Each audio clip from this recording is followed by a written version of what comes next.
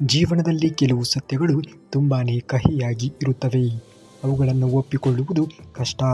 ಆದರೆ ಅವುಗಳನ್ನು ಅರ್ಥ ಮಾಡಿಕೊಂಡಾಗ ಜೀವನದಲ್ಲಿ ನೋಡುವಂತಹ ನೋಟವು ಸಂಪೂರ್ಣವಾಗಿ ಬದಲಾವಣೆಯನ್ನು ಕಂಡೇ ಕಾಣುತ್ತದೆ. ಜೀವನದಲ್ಲಿ ಏನೇ ಬಂದರೂ ಕೂಡ ಅವುಗಳನ್ನು ಮೊದಲು ಅವಲೋಕನ ಮಾಡುವುದನ್ನು ನೋಡಿ. ನೀವು ಎಲ್ಲರಿಗೂ ಕೂಡ ಒಳ್ಳೆಯವರಾಗಿ ಇದ್ದರೂ ಕೂಡ ಎಲ್ಲರೂ ನಿಮ್ಮನ್ನು ಒಳ್ಳೆಯವರಂತೆ ನೋಡಲೇಬೇಕು ಎನ್ನುವಂತಹ ನಿಯಮ ಎನ್ನುವುದು ಇಲ್ಲ ನೋಡಿ. ಎಲ್ಲರೂ ಅವರಿಗೆ ಏನು ಬೇಕೋ ಹಾಗೆಯೇ ಎಲ್ಲರನ್ನ ನೋಡುತ್ತಾರೆ. ನೀವು ಬೇರೆಯವರ ಭಾವನೆಗಳಿಗೆ ತಕ್ಕ ರೀತಿಯಲ್ಲಿ ಇಲ್ಲದೇ ಇದ್ದರೆ ನಿಮ್ಮನ್ನು ಎಲ್ಲರೂ ಕೂಡ ಕೆಟ್ಟವರ ರೀತಿಯಲ್ಲಿಯೇ ಬಿಂಬಿಸುವುದಕ್ಕೆ ಶುರು ಮಾಡುತ್ತಾರೆ. ನೀವು ಎಷ್ಟೇ ಪ್ರಾಮಾಣಿಕವಾಗಿ ಇದ್ದರೂ ಕೂಡ ಕೆಲವರು ನಿಮ್ಮ ಒಳ್ಳೆಯತನವನ್ನು ದುರ್ಬಲತೆ ಎಂದು ಭಾವಿಸುತ್ತಾರೆ. ಆದ್ದರಿಂದ ಎಲ್ಲವನ್ನ ಖುಷಿ ಪಡಿಸುವುದಕ್ಕೆ ಹೋಗಿ ನಿಮ್ಮನ್ನು ನೀವು ಕಳೆದುಕೊಳ್ಳುವುದಕ್ಕೆ ಹೋಗಲೇಬೇಡಿ. ನಿಮ್ಮ ಪಾಡಿಗೆ ನೀವಿದ್ದು ನಿಮ್ಮ ಕೆಲಸ ಕಾರ್ಯಗಳನ್ನು ಮಾಡುತ್ತಾ ಮುಂದುವರಿಯುವುದನ್ನು ನೋಡಿ ಬೇರೆಯವರನ್ನು ಮೆಚ್ಚಿಸುವಂತಹ ಕೆಲಸಕ್ಕೆ ಎಂದಿಗೂ ಕೂಡ ಹೋಗಲೇಬೇಡಿ. ನಿಮ್ಮ ನೋವನ್ನು ಎಲ್ಲರಿಗೂ ಕೂಡ ಅರ್ಥ ಮಾಡಿಸಿಕೊಳ್ಳುವುದು ಅಲ್ಲ. ಜನರು ನಿಮ್ಮ ನಗುವನ್ನು ನೋಡುತ್ತಾರೆ, ಆದರೆ ನಿಮ್ಮ ಕಣ್ಣೀರನ್ನು ನೋಡುವುದೇ ಇಲ್ಲ. ನಿಮ್ಮ ಕಥೆಗಳನ್ನು ಹೇಳುತ್ತಾರೆ, ಆದರೆ ನಿಮ್ಮ ನೋವುಗಳನ್ನು ಅನುಭವಿಸುವುದೂ ಇಲ್ಲ. ಬೇರೆಯವರ ಬಗ್ಗೆ ಯೋಚನೆಗಳನ್ನು ಮಾಡುವುದನ್ನು ಬಿಟ್ಟು ಬಿಡಿ. ನಿಮ್ಮ ಕೆಲಸ ಕಾರ್ಯಗಳನ್ನು ಮಾಡುತ್ತಾ ಮುಂದುವರಿಯುವುದನ್ನು ನೋಡಿ. ಭಗವಂತ ಆಗಿದ್ದಾನೆ, ಅವನು ಎಲ್ಲರಿಗೂ ಕೂಡ ನೋಡಿಕೊಳ್ಳುತ್ತಾನೆ. ಹಣ ಎಲ್ಲವೂ ಕೂಡ ಅಲ್ಲ, ಆದರೆ ಹಣವಿಲ್ಲದೆ ಬಹಳಷ್ಟು ಕನಸುಗಳು ಅಪೂರ್ಣವೂ ಕೂಡ ಆಗಿದೆ. ಅದು ಹಣದಿಂದಲೇ ಎಂದು ನೀವು ಹೇಳುವುದಕ್ಕೆ ಸಾಧ್ಯವೇ ಇಲ್ಲ. ಹಣ ಸಂತೋಷವನ್ನು ಖರೀದಿಸಲು ಸಾಧ್ಯವಾಗದೇ ಇರಬಹುದು, ಆದರೆ ಜೀವನದ ಅನೇಕ ಸಮಸ್ಯೆಗಳನ್ನು ಕಡಿಮೆ ಮಾಡುತ್ತದೆ. ಆ ಕಡಿಮೆ ಮಾಡುವಂತಹ ಶಕ್ತಿಯನ್ನು ಹಣ ಎನ್ನುವುದು ಹೊಂದಿದೆ. ಹಣ ಎನ್ನುವುದು ಅನೇಕರ ನಿಜವಾದ ಮುಖವಾಡದ ಬದುಕನ್ನು ನಮಗೆ ಕಳಚಿ ಕೊಡುತ್ತದೆ. ಹಣದಿಂದಲೇ ಎಲ್ಲವನ್ನೂ ಕೂಡ ನಾವು ಇಂದಿನ ಕಾಲದಲ್ಲಿ ಪಡೆಯುತ್ತೇವೆ, ಕಳೆದುಕೊಳ್ಳುತ್ತೇವೆ ಅನ್ನುವುದು ಕೂಡ ಸತ್ಯ. ಸಮಯ ಬದಲಾದಂತೆ ಜನರು ಕೂಡ ಬದಲಾಗುತ್ತಿದ್ದಾರೆ. ಒಮ್ಮೆ ನೀವಿಲ್ಲದೆ ಇರಲಾರರೆ ಎನ್ನುವವರು ಇಂದು ನಿಮ್ಮ ಸಂದೇಶಕ್ಕೂ ಕೂಡ ಉತ್ತರಿಸದೇ ಇರಬಹುದು. ಅದಕ್ಕೆ ಬೇಸರಗೊಳ್ಳುವುದಕ್ಕೆ ಹೋಗಬೇಡಿ, ಏಕೆಂದರೆ ಬದಲಾವಣೆ ಎನ್ನುವುದು ಈ ಜಗತ್ತಿನ ನಿಯಮ. ಬದಲಾವಣೆಗೆ ತಕ್ಕಂತೆ ನಿಮ್ಮ ಜೀವನ ರೂಪರೇಷೆಗಳನ್ನು ನೀವು ಕೂಡ ಬದಲಾಯಿಸಿಕೊಂಡು ಜೀವನದಲ್ಲಿ ಮುಂದುವರಿಯುವುದನ್ನು ನೋಡಿ ಆಗುವುದೆಲ್ಲ ಒಳ್ಳೆಯದೇ ಆಗುತ್ತದೆ. ಒಬ್ಬ ತಪ್ಪು ಮಾಡಿದ್ದಾನೆ ಎಂದು ನೀವು ಅವನನ್ನು ಕ್ಷಮಿಸದೇ ಇರುವುದಕ್ಕೆ ಹೋಗಬೇಡಿ. ತಪ್ಪು ಆಕಸ್ಮಿಕವಾಗಿ ಆದರೆ ಅದನ್ನು ಕ್ಷಮಿಸಿ. ಆದರೆ ಮತ್ತೆ ಮತ್ತೆ ತಪ್ಪುಗಳೇ ಆಗುತ್ತಿದ್ದರೆ ಖಂಡಿತವಾಗಿಯೂ ಕೂಡ ಕ್ಷಮಿಸುವುದಕ್ಕೆ ಹೋಗಬೇಡಿ, ಏಕೆಂದರೆ ಅದು ತಪ್ಪು ನಡೆಯದೇ ಇರಬಹುದು. ನಿಮ್ಮನ್ನು ಯಾಮಾರಿಸುವಂತಹ ಪ್ರಯತ್ನವೂ ಕೂಡ ಆಗಿರಬಹುದು. ಇನ್ನೊಬ್ಬರು ಮಾಡಿದ ತಪ್ಪುಗಳನ್ನು ಮನಸ್ಸಿನಲ್ಲಿ ಇಟ್ಟುಕೊಂಡು ನಿನ್ನ ನೆಮ್ಮದಿಯನ್ನು ಕಡೆಗಣಿಸಿಕೊಡಬೇಡ. ಕ್ಷಮಿಸುವುದು ದೌರ್ಬಲ್ಯ ಅಲ್ಲವೇ ಅಲ್ಲ, ಅದು ಅಂತರಂಗದ ದೊಡ್ಡ ಗುಣ. ಸೇಡಿನ ಮನೋಭಾವ ಬಿಟ್ಟಾಗ ಬದುಕು ಎನ್ನುವುದು ಹಗುರವಾಗುತ್ತದೆ ಎನ್ನುವುದನ್ನು ಮರೆಯಲೇಬೇಡ. ಸೇಡು ಎನ್ನುವುದು ಮನುಷ್ಯನನ್ನು ಒಂದಲ್ಲ ಒಂದು ರೀತಿಯಲ್ಲಿ ದುಶ್ಚಟಗಳಿಗೆ ಒಳಗೆ ತಳ್ಳುತ್ತದೆ. ಮುಖದ ಅಂದಕ್ಕೆ ಕೊಡುವಂತಹ ಮಹತ್ವವನ್ನು ನಿನ್ನ ಮನಸ್ಸಿನ ಶುದ್ಧತೆಗೆ ಕೊಡು. ದ್ವೇಷ ಮತ್ತು ಅಸೂಯೆ ತುಂಬಿದ ಮನಸ್ಸಿನಲ್ಲಿ ಎಂದಿಗೂ ಕೂಡ ನೆಮ್ಮದಿ ಇರುವುದಕ್ಕೆ ಸಾಧ್ಯವೇ ಇಲ್ಲ. ಎಲ್ಲರೂ ಪ್ರೀತಿಸುವವರು, ಆದರೆ ಒಳ್ಳೆಯವರನ್ನು ಪ್ರೀತಿಸಬೇಕಾಗಿರುವುದು ತುಂಬಾ ಮುಖ್ಯ.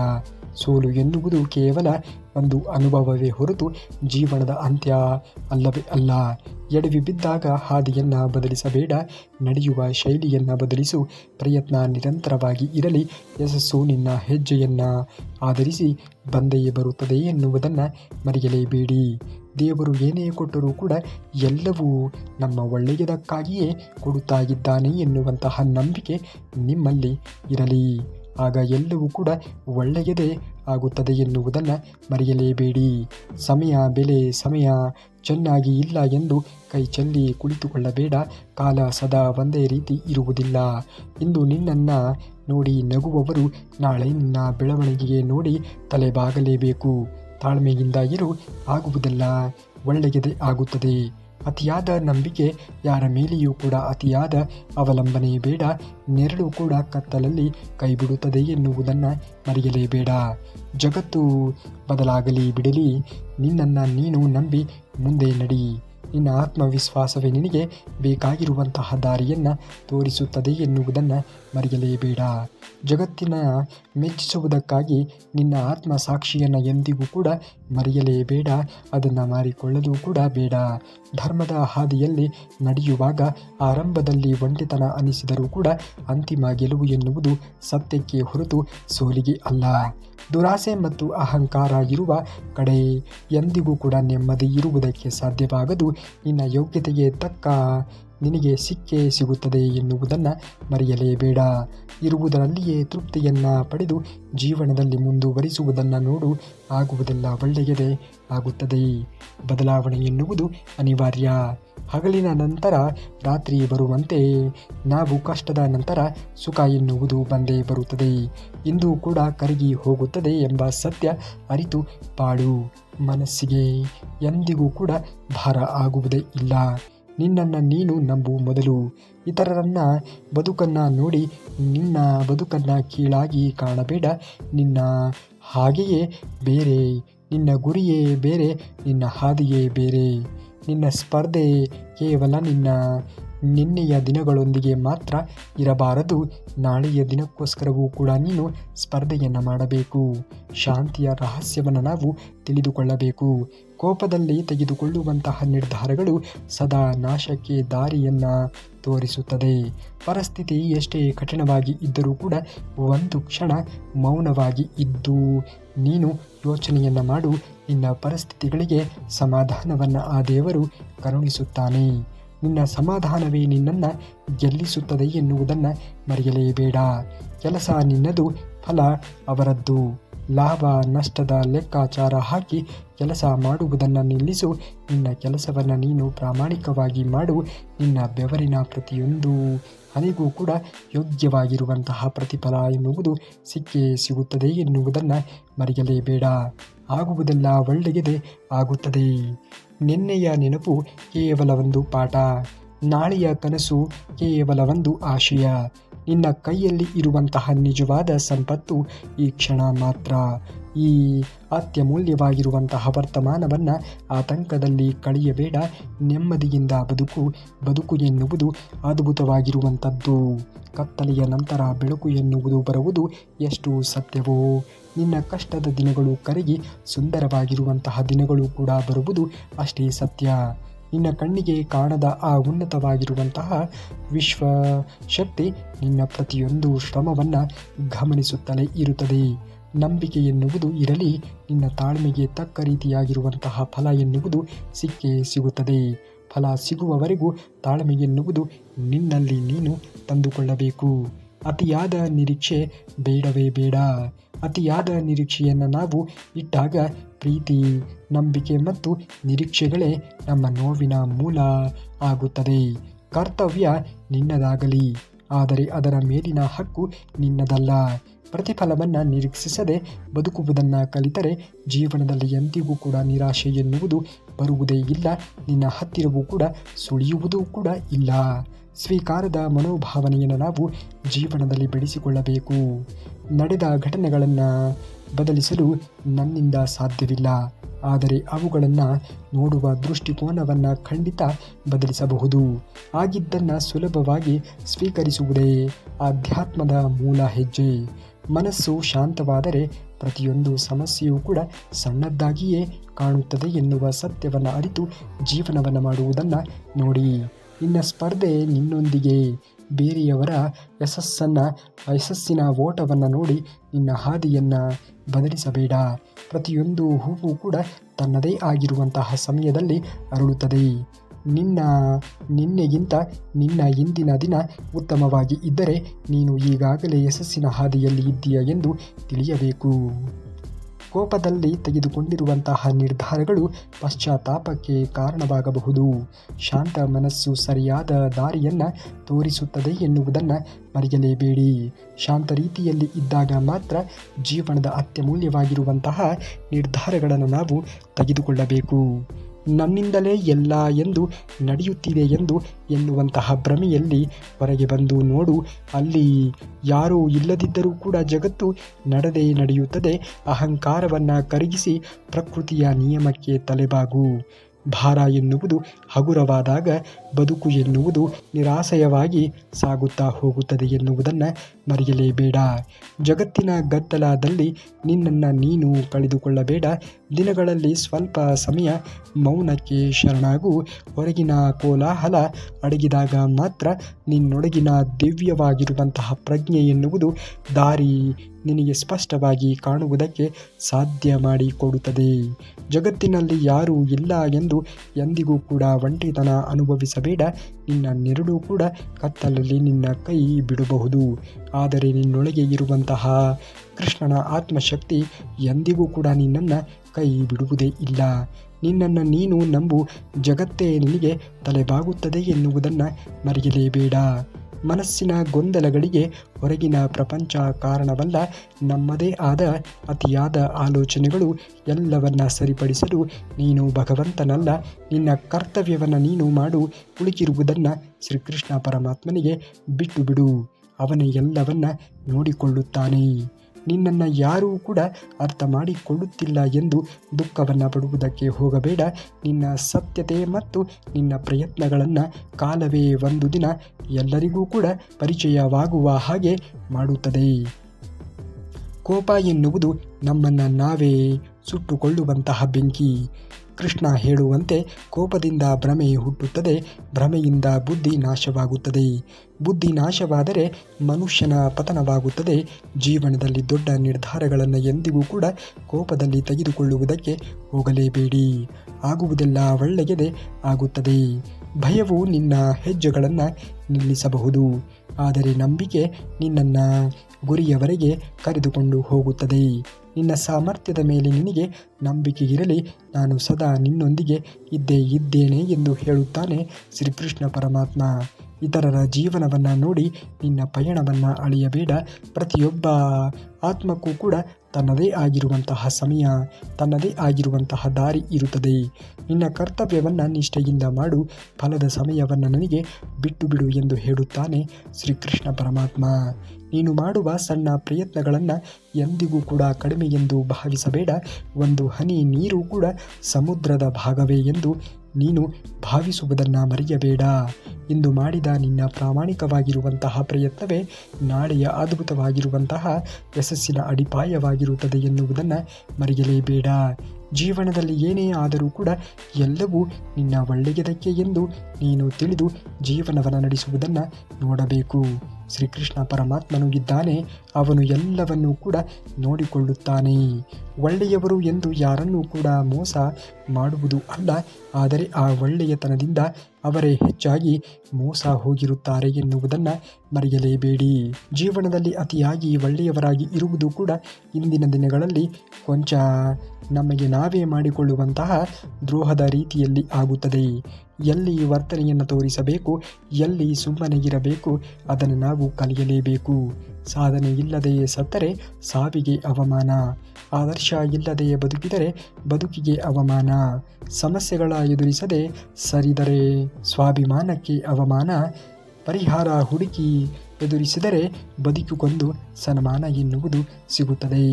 ಸದಾ ಶಾಂತವಾಗಿ ಇರುವ ವ್ಯಕ್ತಿ ಸ್ವಲ್ಪ ಕಟುವಾಗಿ ಮಾತನಾಡುತ್ತಾ ಇದ್ದಾನೆ ಅಂದರೆ ಅವನಿಗೆ ಅಹಂಕಾರ ಬಂದಿದೆ ಅಂತ ಅಲ್ಲ, ಆತನ ಎದುರಿಗೆ ಇರುವಂತಹ ವ್ಯಕ್ತಿಯ ವರ್ತನೆ ಅತಿಯಾಗಿ ಇದೆ ಎಂದು ಅರ್ಥ. ಹುಡುಕುತ್ತಾ ಹೋದ ಧರ್ಮರಾಯನಿಗೆ ಕೆಟ್ಟವರು ಸಿಗಲೇ ಇಲ್ಲ. ಎಷ್ಟು ಹುಡುಕಿದರೂ ಕೂಡ ಕೌರವರಿಗೆ ಒಳ್ಳೆಯವರ ದರ್ಶನವಾಗಲೇ ಇಲ್ಲ.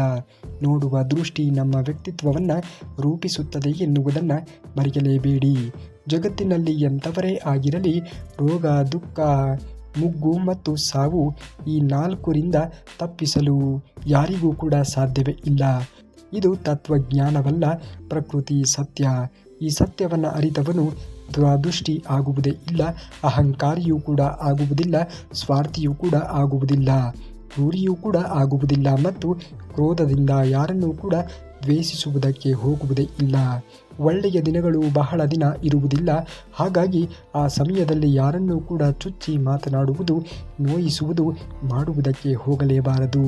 ಜಗತ್ತು ಒಂದು ನಾಟಕ ರಂಗವೆಂದು ಅರಿತವನಿಗೆ ಯಾವುದೇ ಪಾತ್ರವೂ ಕೂಡ ಹೊರಗೆ ಆಗದು. ನೀನು ಮಾಡುವ ಕೆಲಸದ ಮೇಲೆ ನಿನಗೆ ಅಧಿಕಾರವಿದೆಯೇ ಹೊರತು ಅದರ ಫಲಿತಾಂಶದ ಮೇಲೆ ನಿನಗೆ ಅಧಿಕಾರ ಎನ್ನುವುದು ಇಲ್ಲ. ಸದಾ ಸಂತೋಷವಾಗಿ ಇರಬೇಕು ಅಂದರೆ ಭಾವನೆಗಳ ಕೈಗೆ ಬದುಕನ್ನು, ನೆನಪುಗಳ ಕೈಗೆ ಮನಸ್ಸನ್ನು, ಆಸೆಗಳ ಕೈಗೆ ಬುದ್ಧಿಯನ್ನು, ಕ್ಷುಲ್ಲಕ ಜನರ ಮಾತುಗಳಿಗೆ ಕಿವಿಯನ್ನು ಕೊಡುವುದಕ್ಕೆ ಹೋಗಲೇಬಾರದು. ನಾನು ನನ್ನದು, ನನ್ನಿಂದಲೇ, ನಾನೇ ಎಲ್ಲ ಎನ್ನುವ ತಲೆಗೆ ಅಹಂಕಾರವನ್ನು ಏರಿಸಿಕೊಂಡವರಿಗೆ ಯಾವತ್ತೂ ಕೂಡ ತನ್ನ ತಪ್ಪಿನ ಅರಿವು ಆಗುವುದೇ ಇಲ್ಲ. ಕೋಳಿ ಕೂಗಿದರೆ ಮಾತ್ರ ಬೆಳಗಾಗುತ್ತದೆ ಎಂದು ತಿಳಿಯುವ ಮೊದಲು ಸಮಯ ಹೇಗಿದ್ದರೆ ಏನು, ಕೋಳಿ ಕೂಗೇ ಕೂಗುತ್ತದೆ. ಇದು ವಾಸ್ತವಿಕವಾಗಿರುವಂತಹ ಸತ್ಯ. ಬದುಕು ಅಂದವಿದ್ದಾಗ ಹಾಲು ಜೇನು, ದಾರಿ ತಪ್ಪಿದಾಗ ಜೀವನ ಬೀದಿ ಪಾಲು. ಬೀದಿ ಪಾಲು ಆಗಿರುವಂತಹ ಜೀವನ, ಬಂಧು ಬಳಗ ಏನೂ ಕೂಡ ಇಲ್ಲದೇ ಇದ್ದಾಗ ಯಾರೂ ಇಲ್ಲ, ನಮಗಾಗಿ ನಾವು ಬದುಕಿದರೆ ಅದರ ಸ್ವಭಾವವೇ ಬೇರೆ. ಮನುಷ್ಯನಿಗೆ ಪದೇ ಪದೇ ನೋವಿನ ಮೇಲೆ ನೋವು ಬರುತ್ತಾ ಇದೆ ಅಂದರೆ ಅವನು ಮೌನಕ್ಕೆ ಜಾರಿ ಬಿಡುತ್ತಾನೆ. ಎಲ್ಲರಿಂದ ಒಬ್ಬಂಟಿಯಾಗಿ ಜೀವಿಸೋಕೆ ಶುರು ಮಾಡುತ್ತಾನೆ. ಆಚೆ ಬರಬೇಕು ಅಂದರೆ ತುಂಬಾ ಕಷ್ಟಕರವಾಗುತ್ತದೆ. ಏನೇ ಬಂದರೂ ಕೂಡ ಎಲ್ಲವನ್ನ ಮೆಟ್ಟಿ ನಡೆಯುವುದನ್ನು ಕಲಿಯಿರಿ. ನಿನ್ನನ್ನು ನೀನು ನಂಬು. ಇತರರ ಬದುಕನ್ನು ನೋಡಿ ನಿನ್ನ ಬದುಕನ್ನು ಕೀಳಾಗಿ ಕಾಣಬೇಡ. ನಿನ್ನ ಹಾದಿಯೇ ಬೇರೆ, ನಿನ್ನ ಗುರಿಯೇ ಬೇರೆ, ನಿನ್ನ ಸ್ವಾರ್ಥವೇ ಬೇರೆ, ನಿನ್ನ ಕೆಲಸವೇ ಬೇರೆ, ನಿನ್ನ ನಿದ್ದೆಯೇ ಬೇರೆ. ಎಲ್ಲರಿಗೂ ಕೂಡ ನೀನು ಹೋಲಿಸಿಕೊಂಡು ಜೀವನವನ್ನು ಕಳೆಯುವುದಕ್ಕೆ ಹೋಗಲೇಬೇಡ. ಒಳ್ಳೆಯ ಕೆಲಸ ಮಾಡುವಾಗ ಒಳ್ಳೆಯ ಸಮಯಕ್ಕೆ ಕಾಯಬೇಕು. ನಿನ್ನ ತಲೆಯಲ್ಲಿ ನಿಸ್ವಾರ್ಥತೆ ಅನ್ನುವುದು ಸ್ವಲ್ಪವಾದರೂ ಕೂಡ ಇದ್ದರೆ ಅಂದೇ ಹಿಡಿದಂತಹ ಕೆಲಸ ಪ್ರಾರಂಭಿಸು. ಆ ದೇವರು ಖಂಡಿತವಾಗಿಯೂ ಕೂಡ ಕೈ ಬಿಡುವುದೇ ಇಲ್ಲ. ನೀರು ಕುಡಿಯುವ ಮೊದಲು ಬಾಯಾರಿಕೆಯನ್ನು ಅನುಭವಿಸಲೇಬೇಕು. ಹಣವನ್ನು ಪಡೆಯುವ ಮೊದಲು ಬಡತನದ ದುಃಖವನ್ನು ನಾವು ಅನುಭವಿಸಲೇಬೇಕು. ನಿದ್ರೆಯನ್ನು ಆನಂದಿಸುವ ಮೊದಲು ಆಯಾಸದ ನೋವನ್ನು ಅನುಭವಿಸಲೇಬೇಕು. ಯಾವುದೇ ಪ್ರಪಂಚದ ಸಂತೋಷವನ್ನು ಪಡೆಯುವ ಮೊದಲು ಅಲ್ಲಿ ಇರುವಂತಹ ದುಃಖವನ್ನು ನಾವು ಅನುಭವಿಸಲೇಬೇಕು. ಸೇವೆ ಮಾಡುವಾಗ ಸಮಯ ನೋಡಬೇಡ. ಪ್ರಸಾದ ಸ್ವೀಕರಿಸುವಾಗ ಸ್ವಾದ ನೋಡಬೇಡ. ಸತ್ಯಾಂಗ ಮಾಡುವಾಗ ಜಾಗ ನೋಡಬೇಡ. ವಿನಂತಿ ಮಾಡುವಾಗ ಸ್ವಾರ್ಥ ನೋಡಬೇಡ. ದಾನ ಮಾಡುವಾಗ ಖರ್ಚು ನೋಡಬೇಡ. ದಯೆ ತೋರುವುದೇ ಆದರೆ ಅದರ ಅವಶ್ಯಕತೆ ನೋಡಲೇಬೇಡ. ಇವುಗಳನ್ನು ಜೀವನದಲ್ಲಿ ಅಳವಡಿಸಿಕೊಂಡು ಜೀವನದಲ್ಲಿ ಮುಂದೆ ಬರುವುದನ್ನು ನೋಡಬೇಕು. ಸಮಯಕ್ಕೆ ಸರಿಯಾಗಿ ಬದಲಾಗುವುದು ಜಗದ ನಿಯಮ. ಬೇರೆಯವರಿಗಾಗಿ ಬದಲಾಗುವುದು ಜೀವನದ ನಿಯಮ. ಬಿಟ್ಟು ಹೋಗುವವರಿಗಾಗಿ ಬದಲಾಗುವುದು ತೀರ್ಮಾನ. ನಾವು ನಾವಾಗಿ ಇದ್ದರೆ ಬೆಳಕು ಎನ್ನುವುದು ಅನ್ಯರಿಗಾಗಿ ಬರುವುದಿಲ್ಲ. ನಾವು ನಾವಾಗಿ ಇದ್ದರೆ ಜೀವನದಲ್ಲಿ ಬೆಳಕು ಎನ್ನುವುದು ನಮ್ಮನ್ನು ಹುಡುಕಿಕೊಂಡು ಬರುತ್ತದೆ. ತಕ್ಕಡಿಯಲ್ಲಿ ತೂಕ ಎಷ್ಟು ಮುಖ್ಯವೋ ಬದುಕಿನಲ್ಲಿ ಮಾತು ಕೂಡ ಅಷ್ಟೇ ಮುಖ್ಯ. ತೂಕ ತಪ್ಪಿದರೆ ಗ್ರಾಹಕರು ಕಳೆದು ಹೋಗುತ್ತಾರೆ. ಮಾತು ತಪ್ಪಿದರೆ ಸಂಬಂಧ ಎನ್ನುವುದು ಕಳೆದು ಹೋಗುತ್ತದೆ ಎನ್ನುವುದನ್ನು ಮರೆಯಲೇಬೇಡಿ. ನಂಬಿ ಬದುಕುವುದು ಬೇರೆ, ನಂಬಿಸುತ್ತಾ ಬದುಕುವುದು ಬೇರೆ. ನಂಬಿ ಬದುಕುವುದರಲ್ಲಿ ಬೇರೆ ಅರ್ಥ ಇರುತ್ತದೆ. ನಂಬಿಸುತ್ತಾ ಬದುಕುವುದರಲ್ಲಿ ಸ್ವಾರ್ಥ, ಅಸೂಯೆ, ಆಡಂಬರ, ಅನಾಗರಿಕತೆ ಇರುತ್ತದೆ. ನಂಬಿ ಬದುಕಿ ನಂಬಿಸುತ್ತಾ ಬದುಕುವುದನ್ನು ಬಿಟ್ಟು ಬಿಡಿ. ಅದು ಒಳ್ಳೆಯ ಲಕ್ಷಣ ಅಲ್ಲ ನೋಡಿ. ಕಾಡಿಗೆ ಹೋಗುವಾಗ ಭಗವಾನ್ ರಾಮನು ಎಲ್ಲವನ್ನ ತ್ಯಜಿಸಿದ್ದು, ಆದರೆ ಅವನು ತನ್ನ ಬಿಲ್ಲು ಬಾಣವನ್ನು ತ್ಯಜಿಸಲಿಲ್ಲ. ಏಕೆಂದರೆ ಅಧರ್ಮಿಗಳು ಬದುಕಲು ಬಿಡುವುದಿಲ್ಲ ಎಂದು ಅವನಿಗೆ ತಿಳಿದಿತ್ತು. ಜೀವನದಲ್ಲಿ ಕೆಲವೊಮ್ಮೆ ಎಲ್ಲವನ್ನ ತೊರೆದು ಹೋಗುವುದಕ್ಕೆ ಹೋಗಬಾರದು. ಯಾವುದು ಅವಶ್ಯಕತೆ ಇರುತ್ತದೆಯೋ ಅದನ್ನು ಜೀವನದಲ್ಲಿ ನಾವು ಅಳವಡಿಸಿಕೊಂಡು ಅದರೊಂದಿಗೆ ಜೀವನವನ್ನು ಕಳೆಯುವುದನ್ನು ನೋಡಬೇಕು. ಮೇಲಕ್ಕೆ ಏಳುವವರನ್ನು ತುಳಿಯಬೇಡಿ. ಅದು ಸಸಿಯಾದರೂ ಅಥವಾ ಮನುಷ್ಯರು ಕೂಡ ಆದರೂ ಸರಿ. ಸ್ವಲ್ಪ ಪ್ರೋತ್ಸಾಹಿಸುವುದನ್ನು ನೋಡಿ ಮುಂದೊಂದು ದಿನ ನಿಮಗೆ ನೆರಳು ಕೊಡುವ ಸ್ಥಾನಕ್ಕೆ ಅದು ತಲುಪುತ್ತದೆ. ನಿನ್ನ ಪ್ರಯತ್ನವನ್ನು ಬಿಡಬೇಡ. ದೇವರು ನಿನ್ನ ಹೋರಾಟವನ್ನು ನೋಡುತ್ತಾನೆ. ವೈಫಲ್ಯವು ಕೂಡ ತಾತ್ಕಾಲಿಕ, ಆದರೆ ದೇವರ ಕೃಪೆ ಮತ್ತು ನಿನ್ನ ಪರಿಶ್ರಮ ಶಾಶ್ವತ. ವಿಜಯವನ್ನು ನಿನಗೆ ತಂದು ಕೊಡುತ್ತದೆ ಎನ್ನುವುದನ್ನು ಮರೆಯಲೇಬೇಡ. ದೇವಸ್ಥಾನಕ್ಕೆ ಹೋಗಿ ಬೇಡಿದ ತಕ್ಷಣ ವರ ಕೊಡುವಂತೆ ಇದ್ದರೆ ಹೊರಗಡೆ ದೇವಸ್ಥಾನದ ಬಾಗಿಲು ಬಳಿ ಭಿಕ್ಷೆಗೆ ಕುಳಿತವರ ಬಾಳು ಏಕೆ ಬಂಗಾರ ಆಗುವುದಿಲ್ಲ ಹೇಳಿ. ದೇವರು ಬೇಕು ನಮ್ಮ ಮನಃಶಾಂತಿಗಾಗಿ, ಏಳಿಗೆಗಾಗಿ ನಾವೇ ಶ್ರಮ ಹಾಕಬೇಕು. ಆಗ ದೇವರು ವರವನ್ನು ಕೊಟ್ಟೇ ಕೊಡುತ್ತಾನೆ ಎನ್ನುವುದನ್ನು ಮರೆಯಬೇಡ. ಒಬ್ಬರ ನಂಬಿಕೆಗೆ ಮೋಸ ಮಾಡಿ ಪಡೆದ ಗೆಲುವು ಗೆಲುವಲ್ಲ, ಅದು ನಮ್ಮ ವ್ಯಕ್ತಿತ್ವದ ಸೋಲು. ಕಾಲ ಎಲ್ಲವನ್ನ ನೋಡುತ್ತಾ ಇರುತ್ತದೆ. ಕೊಟ್ಟಿದ್ದನ್ನು ಒಂದಲ್ಲ ಒಂದು ದಿನ ದುಪ್ಪಟ್ಟು ಹಿಂತಿರುಗಿ ಬಂದೇ ಬರುತ್ತದೆ. ಹಾಗಾಗಿಯೇ ಹೇಳುವುದು, ಕೊಡುವುದೇ ಆದರೆ ಒಳ್ಳೆಯದನ್ನು ಕೊಡಿ ಎಂದು. ಏಕೆಂದರೆ ಕೆಟ್ಟದ್ದನ್ನು ಕೊಟ್ಟಿದ್ದರೆ ನೀವು ಕೆಟ್ಟದ್ದರ ಪರಿಣಾಮವನ್ನು ಅನುಭವಿಸಬೇಕಾಗುತ್ತದೆ. ಒಂದು ವೇಳೆ ಒಳ್ಳೆಯದನ್ನು ಕೊಟ್ಟಿದ್ದರೆ ಒಳ್ಳೆಯದರ ಪರಿಣಾಮವನ್ನು ಅನುಭವಿಸಬೇಕಾಗುತ್ತದೆ ಎಂದು. ಶ್ರಮಕ್ಕೆ ಗೌರವ ನಿಶ್ಚಿತ, ಮೋಸಕ್ಕೆ ಅನುಮಾನ ನಿಶ್ಚಿತ, ಅಪಮಾನವೂ ಕೂಡ ನಿಶ್ಚಿತ. ಖಂಡಿತ ಪ್ರಾಮಾಣಿಕತೆಗೆ ಮನಃಶಾಂತಿ ಖಚಿತ. ನಿರಂತರ ಪ್ರಯತ್ನ ಗೆಲುವನ್ನು ತಂದುಕೊಡುತ್ತದೆ ಎನ್ನುವುದನ್ನು ಮರೆಯಲೇಬೇಡಿ. ನೀವೇನಾದರೂ ಶ್ರೀಕೃಷ್ಣ ಪರಮಾತ್ಮನ ಭಕ್ತರೇ ಆಗಿದ್ದರೆ ತಪ್ಪದೆ ಈ ವಿಡಿಯೋಗೆ ಒಂದು ಲೈಕನ್ನು ಮಾಡಿ. ಹಾಗೂ ನಾಳೆಯ ಶ್ರೀಕೃಷ್ಣ ಪರಮಾತ್ಮನ ಮತ್ತಷ್ಟು ವಚನಾಮೃತದೊಂದಿಗೆ ನಿಮ್ಮ ಮುಂದೆ ಬರುವವರೆಗೂ ಧನ್ಯವಾದ. ಕರುನಾಡಿಗೆ.